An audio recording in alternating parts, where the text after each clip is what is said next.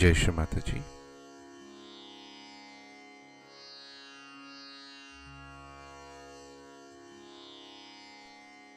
Let us all bow down to Shri Mataji, raise our Mother Kundalini and give ourselves a bandhan.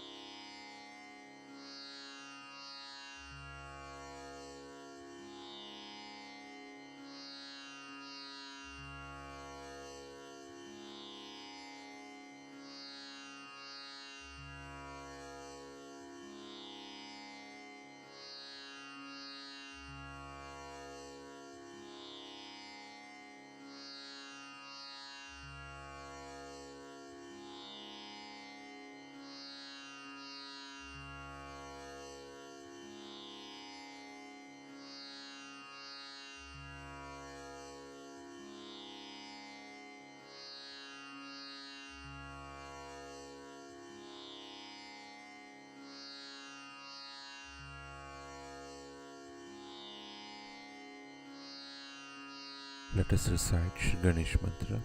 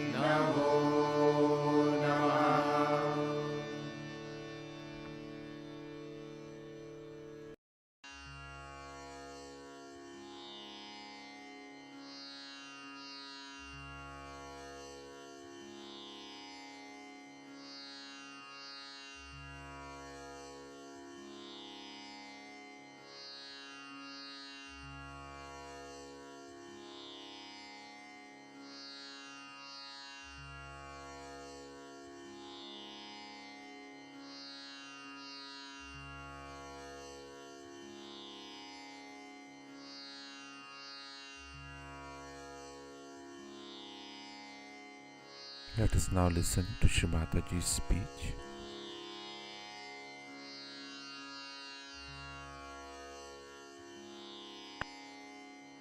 I was told that we have a very beautiful place for this puja. And I was amazed how everything is working out so beautifully for all of you. You are all very lucky people, I must say. Moreover, that this place was called as the Fort of Flowers and now was called as the Fort of Blood, Bloody Fort. But I think with all these flowers, it should become the Fort of Flowers again. It's a very, very beautiful place you have come to. The vibrations are also very good here. I've been always wondering why Germany was called as Germany. Germ means sprouting. Any germ of anything means the sprouting of it. Germinate means to sprout.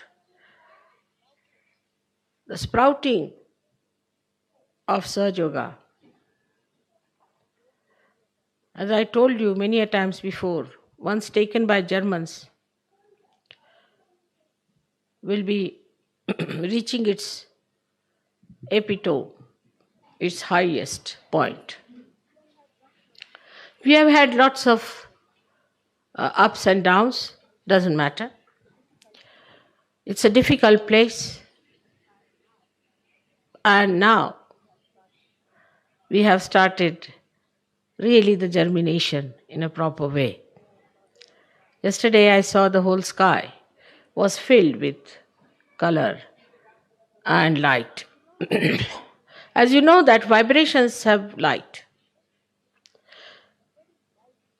It's very light flickering, very small light each particle of vibration has. And you can see that. But when there are too many, then they can be caught up by your cameras. But yesterday, I think the clouds got vibrated. And it's a very great thing to get the clouds vibrated. If the clouds are vibrated, the rain will be vibrated. The rain is vibrated, the land will be vibrated. All the crops that are to be germinated will be vibrated too. So when it goes into the body of human beings, they'll get also vibrations. Is the best way now is to vibrate the clouds, I think, if you have to have many more people for Sergio. That's the idea came into my mind last night, that why not vibrate all the clouds? That's the best way. Moreover, the vibrations are very tiny bit, with one point going into a half circle normally. This half circle then combines to make Om sometimes. Sometimes it makes a chain. Sometimes it gathers together to make crosses. But the basic thing about them is that they can think. And think very fast, much faster than human beings can think. And they are extremely collective, extremely collective. So they move together, thinking the same way, understanding the same way in an absolute manner, and work out the whole thing in a very beautiful, silent way that you cannot even feel. Now, the Kundalini rising, as you have done, must be a mystery for all of you, that how can you with your hands raise the Kundalini? And you must be thinking that this must be some sort of a special power Mother has given us, that we can put our hands to anybody's Kundalini, it rises, that stops at a place when there is problem, and then again it rises. Now, it's nothing a mystery for you. You have got now within you the power. Like you can move the water, you can move the matter, you can move all those things. Animals cannot do that. And even if they can do little bit here and there, they cannot transform it for their use. For example, you see the nice brass here, you see nice silver there, there's a little Ganesha sitting there. All these have been transformed from something that is dead, which animals cannot do. As you become the master of living work, now you are the masters of living work now, not of the dead. So the living force, you can manage and mold it and use it for your own purpose. But the most surprising thing is that you are not even aware of it, that you are doing it. Like when you are doing, say, a little elephant like that, you are aware and you know that you are doing something great. And you will tell, oh, I have made such and such thing, such a nice place I have done. You will be conscious of it because you have got ego. But when you are giving realization to people, you are not aware because you have no ego. And what you say, Mother, it's not coming up. You see, it's just catching on Vishuddhi, it's not working out.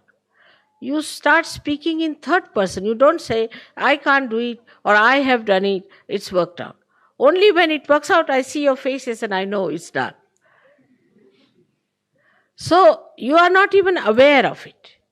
You are not even conscious of it, and there's no ego about it. You don't take any credit for that. You just feel joyous. Like so many people came for your workshop.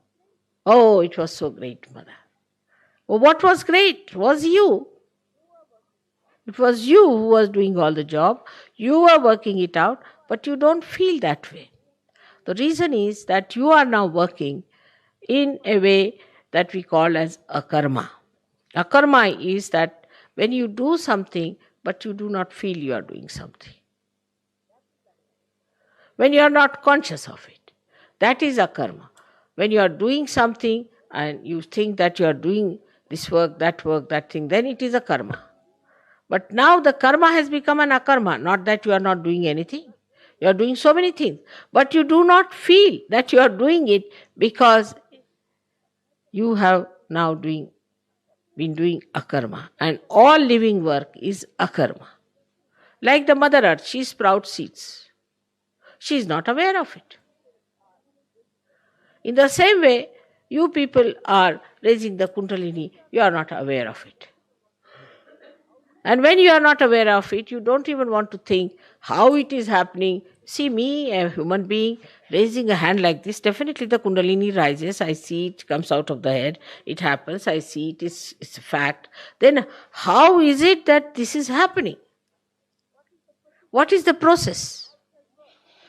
What is the procedure? How it has worked?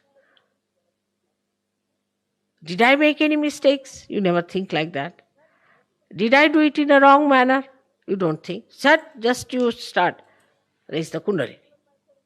You just don't bother to find out, have I given myself a bandhan or not? Have I seen the gentleman, what his vibrations are like? No. You just go ahead, raise your hands. Yes, you are quite aware of one thing, that you are a realized soul. And that you can raise the Kundalini. Yesterday I saw so many Sahajogis walked in. I said, now come along, give them realization. Just stood there, did like this, did like that, finished. You did not even think you have done such a great living work that you have raised their Kundalini. Not only that, but it will transform them. It will give them a new life. There will be some special people, as you are. You are not even aware that you are some special people. Ego has vanished. So now you don't think that you are doing anything. You think its mother is doing everything. Even then they give big, big speeches. They say, Mother, I never used to speak. I didn't know what was speech. And now I have become a great speaker. It's you who is doing it.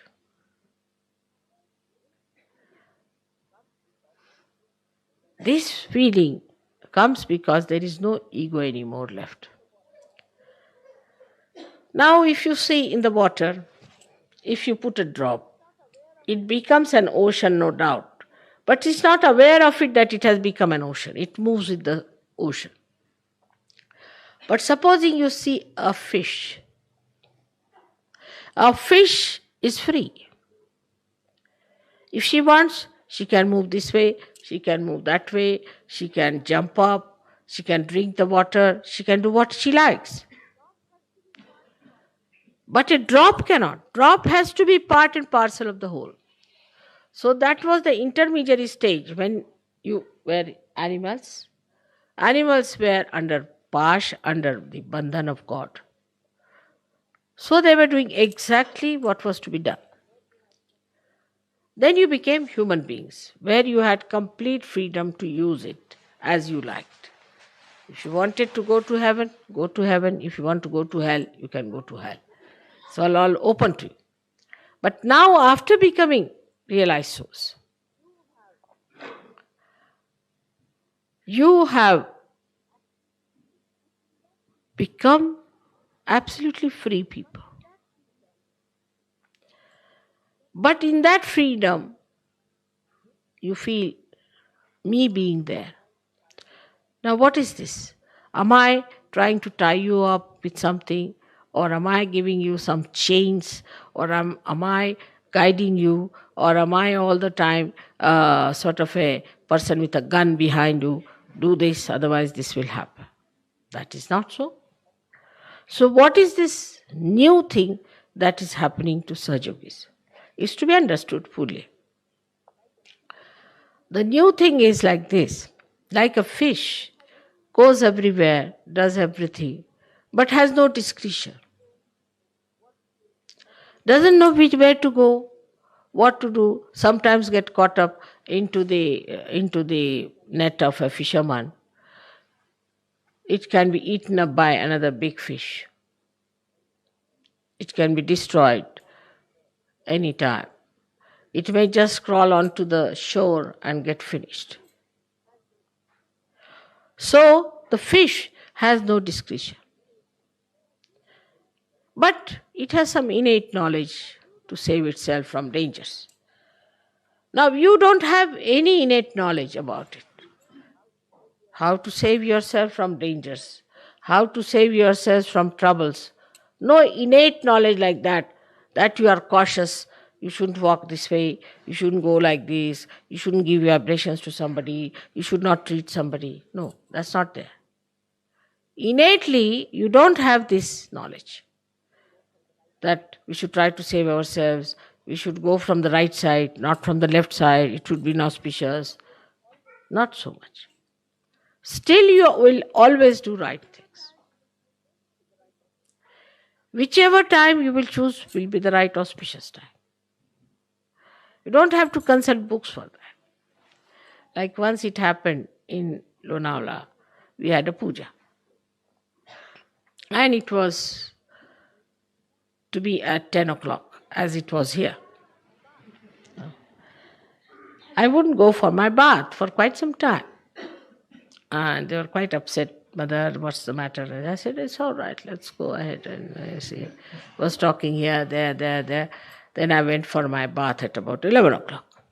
When I come back, it was 12 o'clock. The sun had gone to the other side. So they said, they were a little upset. I said, now, bring the Panchang, the one where all the timings are written about the moon. So, till 11 o'clock, there was Amavasya. Amavasya is the day when there is no moon in the sky. So, I can't take my bath in Amavasya.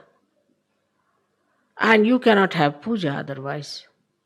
So, I had to wait. They were amazed. They said, we had consulted the Panchang. I said, which one? And you see, they were surprised that how is it that mother could tell about Amavasya and this and that. Because the discretion, the knowledge of discretion is built within. So whatever you do, whatever way you work it out, is built in within you. You know how to do it. For example, for a human being, if you prick him with a pin, immediately his hand will lift it. Who has told him to do that? Who has taught him to do that? No. In his consciousness it is built that once you are pricked, immediately your hand will go up automatically with a reflex action. So the reflex action to auspiciousness, reflex action to your savings, reflex action to everything is built in within you. And once you become a Sahaja-yogi, immediately you will start giving yourself a bandhan, you will start giving others a bandhan. You don't have to think about it. Reflex action. You will do whatever you will do will be auspicious. Whatever you will do will be beautiful. Whatever you will ask will be beautiful. Like this place you got it. And people are amazed. How do we get it? But in the beginning, you have to develop, you have to mature. Unless and until you are matured, you do not get that discretion. Like when we were trying to get a place in London, I went with some Sahaja-yogis to find out the place. All kinds of funny places they were liking. I said, the vibration is so bad, these people are not feeling any vibrations or anything. I wouldn't even get in the place. I said, no, this is no good. They said, no, this has character, this has that. I said, this character, all that doesn't count with me, you see. So they said, but mother, how are we going to get a good place? And I said, we'll get it. And I was traveling by a plane. The plane, I opened a magazine. And there I found Shuddhi Camp. When I went back, I said, now this is the place for us, let's go and have a look. And there it was. And we found such a beautiful place. So we should allow, things to work out have patience. Things will work out automatically because now the whole of the cosmos is with us. The whole of the discretion of the cosmos is with us. The vibrations that think are there. The vibrations that guide are with us. The vibrations that organize are with us. Let them organize us. We are playing into their hands, by which we are not bound, but we are helped. Like supposing you have a baby, you have to look after the baby. But if there's somebody, she says, all right, let me look after your baby. So it's all right. Then you go to sleep. There's somebody who says, all right, don't you worry, I'll make a nice bed for you. So he said, all right. So they make a nice bed for you. Then you sleep there, there's somebody to cover you. Nicely you are covered. Then they say, all right, you have to now go for your bath. See, the bath is ready for you. Come along, have your bath. Then you want to have your pujas. All right, there's a nice place for you. Come along, have this nice place. You want to have an ashram. All right, there's a nice place for you available. Have it. So it is not that you are bound by them. This is the point I am trying to make. But you are invited. You are treated with great respect and regard, and everybody at your service. You say, Mother, you come in my head, I'll come in your head. If you say, come in my heart, I'll come in your heart. You say, come in my hands, I'll come in your hands. So the whole of the cosmos is at your service. As if you are on the stage now, doing the job for me. Now to think that you are under bondage is a wrong thing. There is no bondage. On the contrary, the people who are Ganas, who are angels, who are deities, are anxious to do whatever is possible to please you, to keep you happy. If you say now the Kundalini has to raise, all right, they are all there to help. Anything you want can be done. But first of all, what you need is maturity. And for maturity, one has to understand that there is a culture of the spirit. As we have human cultures, we have culture of the spirit, which must be imbibed.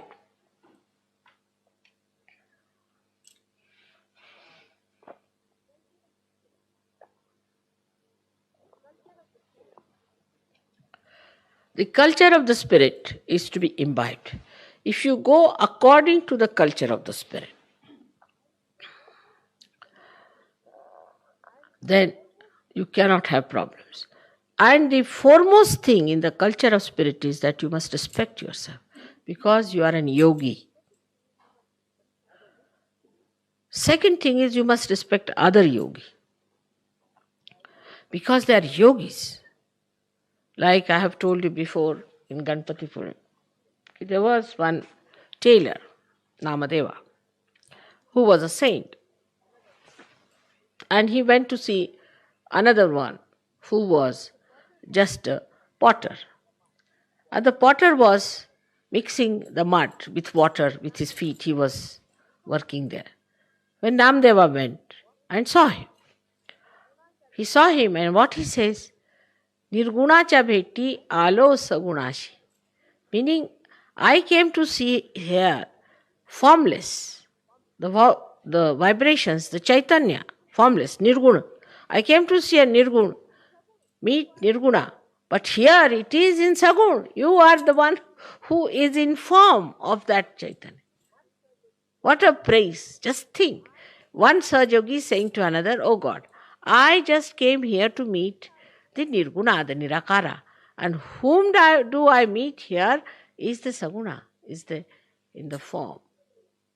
In the form, in you, I see nothing but Chaitanya. That is the respect of the another yogi or understanding. Namadeva was a ordinary tailor and was not a Brahmin, so he was not treated very well by other Brahmins. And he had to go to Punjab, or it was said that he was called to Punjab, and he went to Punjab, where Guru Nanak saw him. And Guru Nanak said that a great saint has come to us. So he kept him with him. And he said, you better learn Punjabi. because here the people don't understand Marathi, so learn Punjabi and make your poems in Punjabi language. And he started making poems in Punjabi language. Now, I have got Namadeva's Gatha, is so big as that his book. Half of it is all Punjabi language. And then the poems he makes are so beautiful. They are sung in the Guru Granth Sahib they have in the temple. In all these big temples of Gurudwaras, of the Sikhs, they have Guru Granth Sahib. There the Namadeva is occupying at least 1/10 of the Guru Granth Sahib. And there's also Janabai, another maid servant who was working with this Namdev. Her poems are also there. So how they were respected by each other and how they understood each other was something so great. But now it is just the other way round. The people who are false, who are wrong type of people, who are making money out of God, who are deceiving people, who are bringing all wrath and also all the negativity to this world, to destroy this world, are respected by common people. But the Sahajogis must respect another Sahajogi till he is a Sahajogi. As long as he is a Sahajogi, he must be respected and understood. It's very important. This is the culture of the spirit. In that, we respect all those who are spiritually higher. Like talking about God, we cannot say things which are not proper. Like we cannot say that God is mischievous. We cannot say. We are saints. We have to be very respectful to God. Any place which is sort of representing God also must be respected. Everything that is godly must be respected. Because that is the culture of the spirit. It respects all that is godly, all that is auspicious, all that is beautiful. In the culture, we do not see superficial things. In this culture, we do not yield to anything because it is expensive or it is with such pomp and show or publicity. What we see in this culture is how far it is joy giving. Even a small betel nut, if somebody gives me with love, I'll keep it with me. And even if you give me diamonds without love, I have no value for them. They will be lost or they'll be finished, good for nothing. So the love that you put into everything makes you a Sahajogi. How you talk to each other, how you deal with each other, how you look after with each other, how you communicate your love in a pure manner. Say, a Sahajogi should think, oh, I must take this present for other Sahajogis. I'm going there, then that I'll meet that Sahajogi, he'll be there and he'll be there. And just like your brothers. Say, after such a long time I'll be meeting him and it will be such a nice thing to meet him and talk to him and enjoy him. And sometimes also pull his legs and have a nice fun at him. But the whole culture is of love. And if you do not have that sense of love, if you are a dry person or a morose person or an unhappy person, then remember, you are not a Sahajogi. A Sahajogi has to be a smiling, enjoying personality, making others happy. That's the main attitude, main concern should be. Next time I'll be speaking about the spiritual culture in Diwali when you will be there. But this is the beginning. I have started talking about the new culture that we have to accept. In expressing our love, we should not be ashamed. We should not feel shy about it at all. We are expressing our love and love must be expressed. There's no harm in expressing our love. But it happens that in the beginning we feel little shy, we are conditioned how to express, people will misunderstand. and they will think that we are wrong type of people. No, we are special people. We have to make the whole world. They are not going to make us. We have to create the new world and they have to follow us. We are not going to follow them. We are the makers of kings and we are the makers of queens and we are the makers of everything. So we have to work it out that way. We don't have to bow to their ways and methods, but we have to patronize and look after them when they come to us first. Try to treat them as if a father would treat a son, and then bring him up, mold them, and give them love and make them understand that we are people of a very, very different domain, of a different style. We are absolutely free people and are being entertained by the divine, are being looked after by the divine, are being helped and decorated by the divine. Such a privileged place we have. So let us be of that dignity and of that morality, that we stand up to that. How can we do something wrong to insult ourselves? We cannot. We are yogijans and we have to be like yogis. May God bless you all.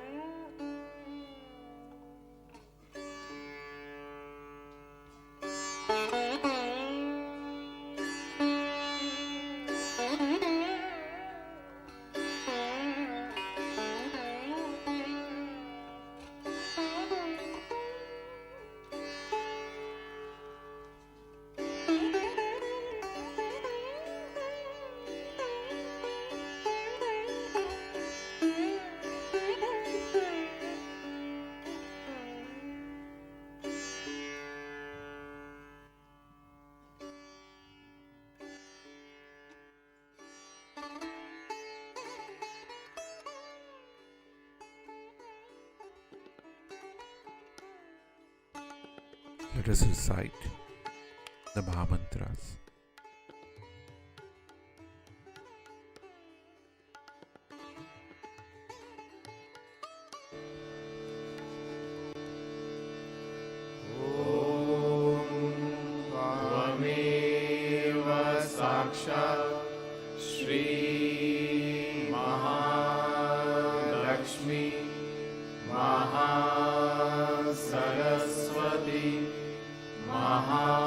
Mahakali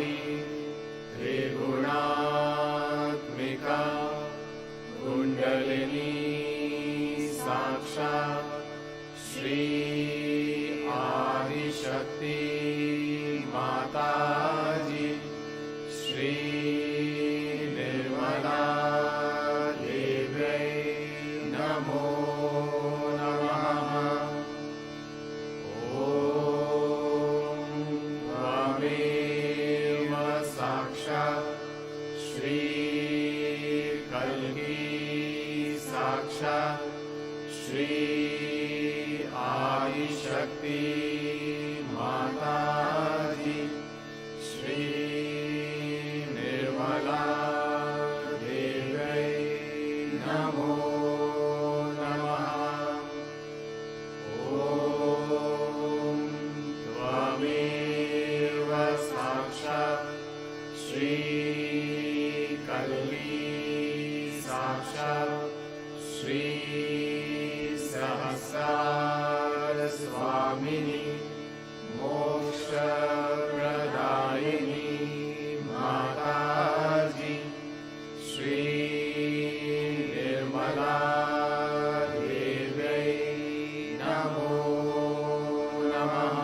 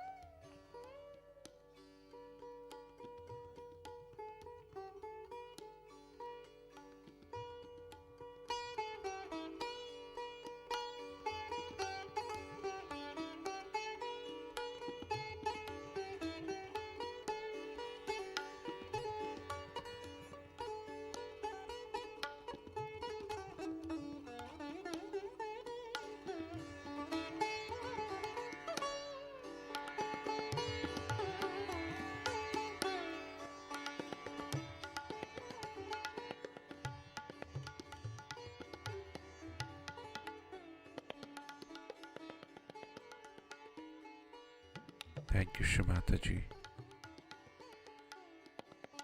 for all the vibrations, the bliss, and the peace within us.